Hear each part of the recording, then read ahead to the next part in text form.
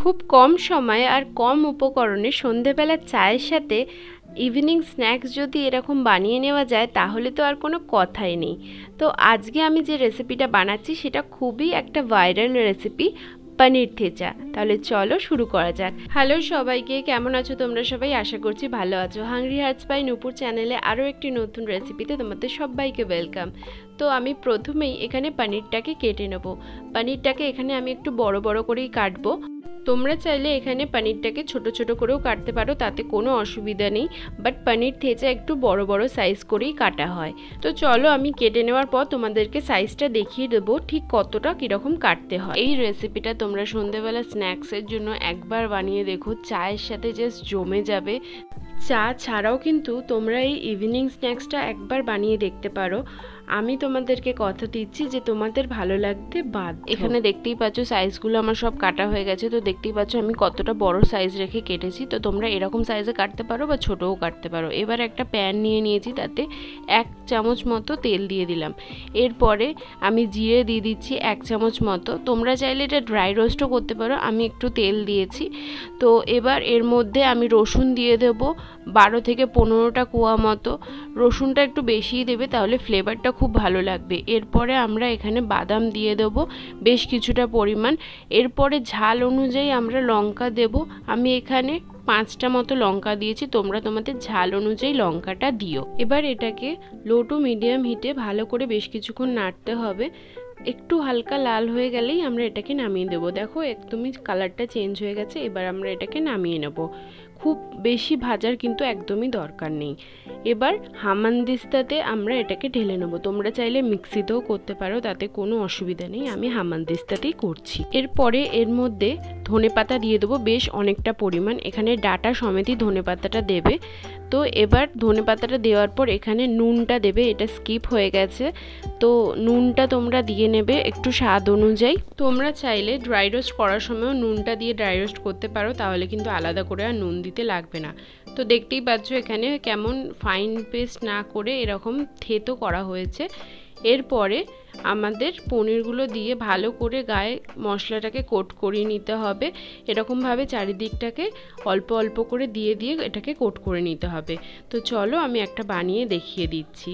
এই রেসিপিটা সম্পূর্ণ আলাদা একটা রেসিপি, মানে আমরা অনেক রকমেরই কাবাব খেয়েছি, বাট এটা একদমই কাবাবের থেকে আলাদা একটা অন্যরকম স্ন্যাক্স, যেটা তোমরা চাইলে খুব সহজেই বাড়িতে বানিয়ে ফেলতে পারো। কেননা এটা খুব অল্প উপকরণে আর খুব কম সময় তোমরা এটা তৈরি করে নিতে পারবে যখন তোমাদের খেতে ইচ্ছা করবে। দেখতেই পাচ্ছ ঠিক এই রকমভাবে কিন্তু চারিদিকটা কোট করে নিতে হবে। কোটিংটা কিন্তু খুব মোটা রাখবে না, তাহলে কিন্তু জিনিসটা ভালো লাগবে না খেতে। একদমই ভালো করে চেপে চেপে পাতলা করে কোটিংটা করতে হবে, যতটুকুনি প্রয়োজন। তো আমি এইভাবে বাকি পনিরগুলোকেও কোট করে নিচ্ছি। চলো সবগুলো বানিয়ে নেওয়ার পর তোমাদেরকে দেখিয়ে দিচ্ছি। তো এই দেখো সবগুলো আমার কোট করা হয়ে গেছে, ঠিক এইভাবে কোট করে নেব। এবার একটা প্যান বসিয়ে তাতে আমি তেল দিয়ে দেবো 1 থেকে 2 চামচ মতো। খুব বেশি তেলও এটাতে প্রয়োজন হয় না। 1 থেকে 2 পলা দিয়ে ভালো করে ব্রাশ করে নেব পুরো প্যানটাতে। তো একটু কড়াটা গরম হয়ে গেলে তারপরেই এক এক করে আমি পনিরগুলোকে দিয়ে দেবো। গ্যাসের ফ্লেমটা কিন্তু একদমই লো টু মিডিয়ামে রাখবে, একদম হাইতে রাখবে না, কারণ এটা যদি হাইতে রাখো তাহলে কিন্তু এক সাইডটা পুড়ে যাবে আর খেতে কিন্তু একদমই ভালো লাগবে না। এটা হালকা লালচে করে আমরা এগুলোকে ভেজে নেব। আরেকটা জিনিস সেটা হচ্ছে যে একবারেই কিন্তু তোমরা কড়াতে অনেকগুলো দিয়ে দেবে না, 2, 4, 5টা করেই দেবে। কেননা এখানে কিন্তু প্রতিটা দিকই আমাদেরকে হালকা করে ভাজতে হবে।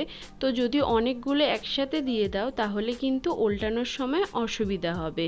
তো একটা সাইড লাল লাল হয়ে গেলেই আমরা আরেকটা পিঠ উল্টে দেব। এইভাবে পুরো পনিরের সবকটা দিকই কিন্তু আমরা ভেজে নেব।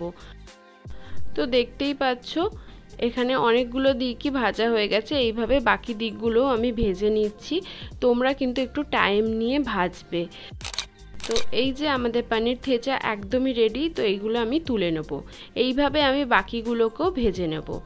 এই রেসিপিটা বানাতে খুব জোর হলে 20 থেকে 25 মিনিট লাগবে।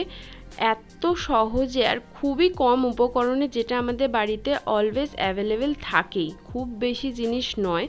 তাই যখনই খেতে ইচ্ছে করবে কিছু চটপাটা, তো এই রকম টাইপের স্ন্যাক্স যদি তোমরা সন্ধেবেলায় বানিয়ে নাও তাহলে কিন্তু সন্ধেটা জাস্ট জমে যাবে। আর তার সাথে যদি চা থাকে তাহলে তো আর কোনো কথাই নেই। এই রেসিপিটা খুবই কম উপকরণে কম সময়তে তোমরা বানিয়ে ফেলতে পারবে, আর কোনো রকম ঝামেলা ঝঞ্ঝাট ছাড়াই। তো আমি বাকিগুলোকেও এইভাবে এক পিঠ করে আমি ভেজে নিচ্ছি। বারবার বলছি ফ্লেমটা কিন্তু লো টু মিডিয়ামে রাখবে, একদমই হাইতে রাখবে না, তাহলে কিন্তু জিনিসটা একদমই বাজে হয়ে যাবে খেতে। এক সাইড কড়া হয়ে যাবে আর তখন কিন্তু টেস্টটা পুরো অন্য রকম হয়ে যাবে। তাই একদমই লো টু মিডিয়ামে রেখে প্রতিটা দিক অল্প অল্প করে লাল লাল করে ভেজেই তুলে নেব আমরা। দেখতেই পাচ্ছ আমি খুব একটা কিন্তু ভাজছি না, জাস্ট হালকা লাল হয়ে গেলেই আমি উল্টে দিচ্ছি। আর আমার রেসিপি তোমাদের কেমন লাগছে সেটাও কিন্তু কমেন্ট করে জানাতে একদমই ভুলবে না। তোমরা কমেন্ট করলে আমার ভিডিও বানানোর আগ্রহ আরও বেশি হয়ে যাবে। তো আমার চ্যানেলে যারা এখনও নতুন, যারা এখনও সাবস্ক্রাইব করনি, তারা সাবস্ক্রাইব করে পাশে থাকা বেল আইকনটা প্রেস করে দিও। সন্ধেবেলা চায়ের সাথে এই পনির থেচা কিন্তু একদমই রেডি।